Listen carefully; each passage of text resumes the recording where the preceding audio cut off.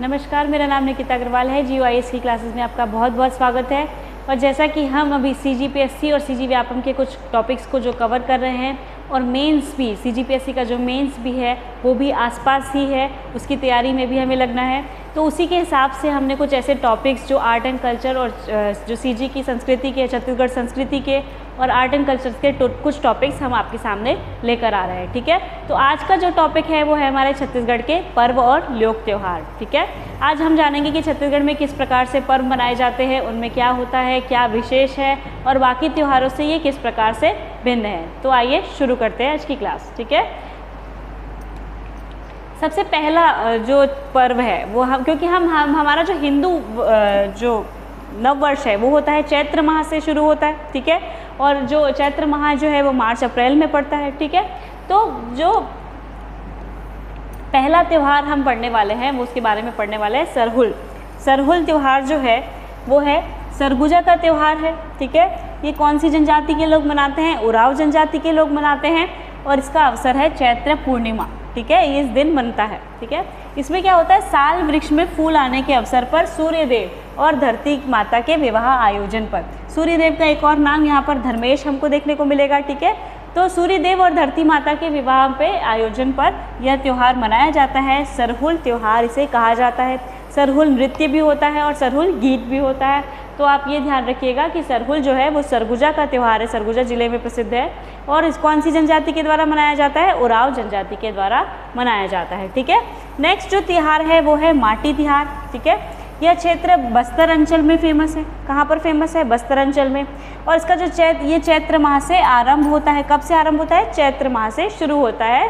इसमें पृथ्वी की पूजा की जाती है और इस पर्व को बीज फूटनी भी कहते हैं। ठीक है, बीज फूटनी भी कहते हैं। तो ये माटी तिहार समझ में आ गया आपको। बस्तर अंचल में प्रचलित है और चैत्र माह से आरंभ होता है और पृथ्वी की पूजा की जाती है इसमें, और इस पर्व को बीज फूटनी भी कहते हैं। तो अभी हमने कौन कौन से त्यौहार पढ़े? सरहुल त्यौहार और माटी त्यौहार। ठीक है, सरहुल जो है वो सरगुजा का त्यौहार है जो कि नॉर्थ के में है छत्तीसगढ़ में, और माटी तिहार जो है वो बस्तर अंचल में प्रचलित है। ठीक है, आगे बढ़ते हैं। गोबर बोहरानी, ये भी एक प्रसिद्ध त्यौहार है। ये कब मनाया जाता है? ये अप्रैल माह में, मतलब चैत्र में ही मनाया जाता है। और कहाँ मनाया जाता है? छिंदगढ़ विकासखंड सुकमा में मनाया जाने वाला त्यौहार है। इसे गोबर बोहरानी कहते हैं। ठीक है, नेक्स्ट है चैत्रई। नाम से स्पष्ट है कौन से महीने में मनाया जाएगा? चैत्रई है तो चैत्र महीने में मनाया जाएगा। ये परजा और धुरवा जनजाति के द्वारा मनाया जाने वाला त्यौहार है। ठीक है, इसका अवसर है चैत्र माह। ठीक है, चैत्र माह, और इसके अनुसार इसमें सुअर और मुर्गे की बलि चढ़ाई जाती है। जनश्रुति मतलब कहावत है कि यहाँ पर सुअर और मुर्गे की बलि चढ़ाई जाती है और इसमें सुप्रसिद्ध धुरवा नृत्य किया जाता है। ठीक है, तो अभी तक हमने पढ़े सरहुल त्यौहार, फिर हमने पढ़ा माटी तिहार, फिर हमने पढ़ा गोबर बोहरानी त्यौहार और उसके बाद हमने पढ़ा चैत्रई त्यौहार। ठीक है, आगे बढ़ते हैं। आगे देखेंगे बैसाख माह में कौन से त्यौहार होते हैं। देखिए, सबसे पहले तो बैसाख माह में अक्षय तृतीया होता है जिसे अक्ति भी कहते हैं। ठीक है, अगर अक्षय तृतीया को शॉर्ट में लिखें तो अक्ति हो जाता है, तो कंफ्यूज मत होइएगा। ठीक है, इसे पुत्रा पुत्री विवाह भी कहते हैं। तो ये तीनों जो है वो एक ही त्यौहार के नाम है, अक्षय तृतीया, अक्ति या पुत्रा पुत्री विवाह। ये कब होता है? बैसाख शुक्ल पक्ष तृतीया में होता है। ठीक है, जैसे कि हम जानते हैं अक्षय तृतीया के दिन जो भी कार्य किया जाता है वो अक्षय फल देता है, इसीलिए उसका नाम अक्षय तृतीया है। ठीक है, तो अक्षय तृतीया के दिन लोग सोना भी खरीदते हैं, नई चीज़ें खरीदते हैं, नई दुकान करते हैं। उस दिन सारा दिन मुहूर्त होता है। ठीक है, और इस पर्व के दौरान पुत्रा पुत्री का विवाह किया जाता है और अक्ति पर्व मनाया जाता है। ठीक है, बाजार में ऐसे पुत्रा पुत्री मिलते हैं, आपने देखे होंगे। ठीक है, और इस दिन से विवाह कार्यक्रम प्रारंभ हो जाते हैं, मतलब जो लग्न की तिथि होती है वो शुरू हो जाती है। ठीक है, इस दिन किया गया जो भी कार्य होता है वो अक्षय फल देता है, मतलब बहुत ही शुभ फल देता है, इसीलिए इस पूरे दिन को शुभ माना जाता है। तो ये अक्षय तृतीया का त्यौहार है। ठीक है, आगे बढ़ते हैं। अरवा तीज। अरवा तीज क्या होता है? ये बैसाख माह में मनाया जाता है और इस दिन अविवाहित लड़कियों द्वारा आम की डाली से मंडप बनाया जाता है और विवाह का स्वरूप लिए हुए विभिन्न रस्मों को निभाया जाता है। ठीक है, इस दिन क्या करती है, जो कुंवारी लड़कियां होती हैं वो आम की जो पत्तियां होती हैं, आम की जो डालियां होती है उससे मंडप बनाती है और विवाह के जैसी ही, मतलब विवाह नहीं, विवाह के जैसी ही उसका स्वरूप लिए हुए कुछ रस्मों को निभाती है। इसे अरवा तीज कहते हैं। ठीक है, आगे देखेंगे हम ज्येष्ठ माह जो कि मई जून का महीना होता है। इस दिन भीमा जत्रा मनाया जाता है। ठीक है,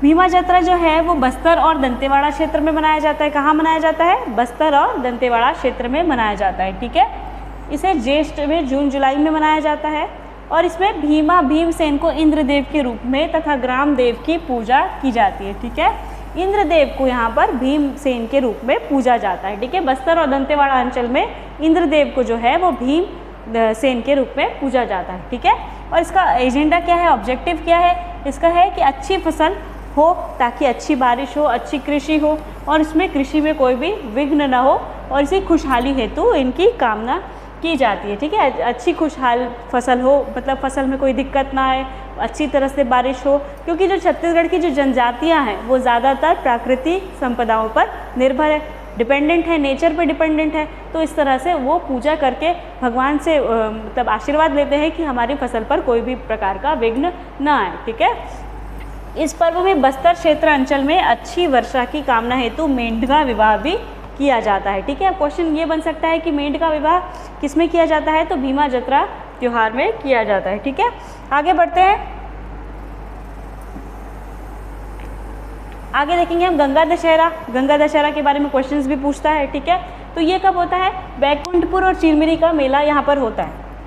कौन सा मेला होता है यहाँ पर? बैकुंठपुर और चिरमिरी का मेला होता है। यह ज्येष्ठ माह के शुक्ल पक्ष दशमी के दिन मनाया जाता है। ठीक है, कब मनाया जाता है? दशहरा मतलब दशमी के दिन आएगा। ठीक है, इतना याद रखिएगा, दशमी के दिन मनाया जाता है। और यह माना जाता है कि इस दिन गंगा माता स्वर्ग से पृथ्वी पर अवतरित हुई थी। मतलब आज उसी दिन गंगा दशहरा की तिथि को ही जो गंगा माता है वो है पृथ्वी पर अवतरण लिया था, वो पहली बार पृथ्वी पर प्रकट हुई थी। ठीक है, और यह पर्व जो है वो गंगे देवी को समर्पित है। यह पर्व जल स्रोतों, नदियों की सामाजिक, धार्मिक, आर्थिक महत्व को रेखांकित करता है। इसका मतलब ये समझिए कि कोई भी त्यौहार हम क्यों मनाते हैं, किसी भी त्यौहार का कोई रीज़न होता है और रीज़न ये होता है कि कुछ सोशल इविल्स जो चले आ रहे हैं, जैसे हमें आदत होती है पानी हम बर्बाद करते रहते हैं। ठीक है, तो उस चीज़ से बचने के लिए, उस चीज़ में हमें सीख देने के लिए ऐसे पर्व मनाए जाते हैं ताकि हमें उस जो हमें प्रकृति से मिला हुआ है उसकी हम कद्र कर सकें, उस पर ध्यान दे सकें। ठीक है, तो ये जो जल स्रोत है, नदियाँ हैं, इनकी गर्मी में बहुत ज़रूरत पड़ती है। ठीक है, गर्मी में बहुत पानी के लिए हाहाकार होता है सब जगह, पर यहाँ पर इसे पूजा जाता है। किनको जल स्रोतों और नदियों की पूजा की जाती है ताकि उनका जो रिलीजियस सोशल वैल्यू है वो सबको बता दी जा सके। ठीक है, इस दिन महिला, पुरुष, बाल बच्चे सभी आसपास के तालाब, पोखरों के पास जाकर स्नान करते हैं और पूजा पाठ करते हैं, उनकी पूजा करते हैं, उनको एक तरह से धन्यवाद करते हैं। ठीक है, क्योंकि उनके बिना उनका जीवन नहीं चल सकता। ठीक है, तो ये हुई गंगा दशहरा की बात। अब आगे बढ़ते हैं। ठीक है, अब हम आ गए आषाढ़ जून जुलाई में। ठीक है, आषाढ़ का जो महीना होता है वो जून जुलाई मिक्स में होता है। ठीक है, इसमें हमने देखा कि गोंचा पर्व क्या होता है? गोंचा पर्व जो है वो जगन्नाथ मंदिर में जो रथ यात्रा होती है उससे काफ़ी कुछ सिमिलर होता है। और यह कहाँ मनाया जाता है? बस्तर क्षेत्र में मनाया जाता है। अवसर आषाढ़ माह में आषाढ़ शुक्ल पक्ष द्वितीया को मनाया जाता है। ठीक है, अब कुछ पूछा जाए कि गोंचा पर्व कब मनाया जाता है, तो आषाढ़ शुक्ल पक्ष द्वितीया को मनाया जाता है। ठीक है, ये कहाँ पर मनाया जाता है? जगदलपुर में।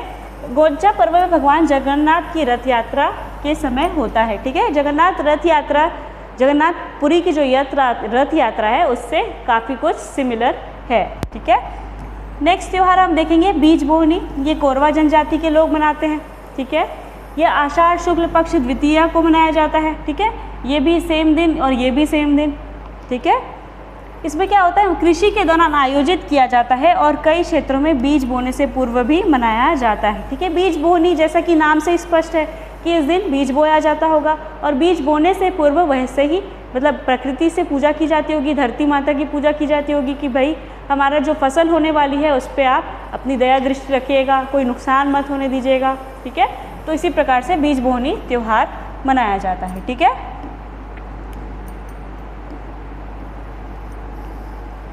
जो नेक्स्ट है अब आ गए सावन, जुलाई अगस्त का महीना होता है। ठीक है, ये कब होता है? इसमें सबसे पहला त्यौहार देखेंगे हम हरेली। हरेली का नाम आपने सुना होगा। ठीक है, अभी तो अब हरेली के दिन छुट्टी भी मिलने लग गई है। ठीक है, ये कब मनाया जाता है? श्रावण अमावस्या यानी कि श्रावण अमावस्या को मनाया जाने वाला त्यौहार है। ठीक है, इसका उपनाम है गेंडी पर, गेड़ी बनाई जाती है इसमें। ऐसी बाँस की, ये देखिए यहाँ पर जो लोग हैं वो गेड़ी चढ़े हुए हैं। ठीक है, बाँस की गेड़ी बनाई जाती है, इसे गेड़ी पर्व भी कहा जाता है। बच्चों के लिए गेड़ी का निर्माण किया जाता है, गेड़ी दौड़ भी होती है। ठीक है, ये मुख्य रूप से किसानों द्वारा किया जाता है। ठीक है, इसमें कुछ कुछ खेल होते हैं जैसे नारियल फेंक प्रतियोगिता, कबड्डी प्रतियोगिता, ये सारे कार्य इसमें किए जाते हैं। ठीक है, इसमें पूजा में क्या होता है, कुटकी देवी की पूजा अर्चना की जाती है। ठीक है, इसमें किसान जो है लौह उपकरण और कृषि उपकरणों और औजारों की पूजा करते हैं। क्या क्या होता है, एक तो कुटकी देवी की पूजा होती है और किसान जो है वो लौह उपकरण और कृषि उपकरणों की पूजा करते हैं। ठीक है, गोरैया देव जो है पशु के रक्षक देवता की पूजा और अर्चना करते हैं। ठीक है, आप देखेंगे जो छत्तीसगढ़ में जितने भी त्यौहार है वो ज़्यादातर प्रकृति प्रदत्त, मतलब प्रकृति पर निर्भर है। ठीक है, नेचर डिपेंडेंट है सारे, क्योंकि ज़्यादातर यहाँ पर जनजातियों के पास फैसिलिटीज़ नहीं होती। जो किसान होते हैं उनके मिनिमल फैसिलिटीज़ में अपना गुजारा करना होता है, खेती करनी होती है।